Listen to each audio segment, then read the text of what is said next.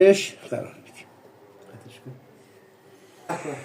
به همون حالتی که در آوردیم و این شیاری که اینجا بغل کمک هست باید بیاد اینجا داخل توپی قرار بگیره و اون صندلی گذاشته بودیم برمیداریم جلوی موتور رو که میاریمش پایین تا در جای خودش قرار بگیره.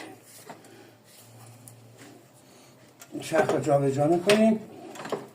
بله به دقیقا اومد سر جای خودش. یه ضربه کوچولو میره داخل رفت. ببینید اینجا کاملا رفت پایین. حالا فشار بردم در اومد.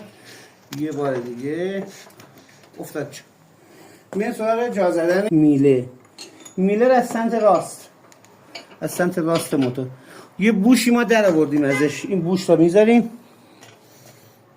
که این فضای خالی رو پر کنه. حالا تنظیمش میکنیم. داخل توپی یه بوش داره. اون بوش چون جابجا میشه با یه دونه پیش گوشتی میتونیم از این طرف بزنیم و اون بوش رو میزونش کنیم.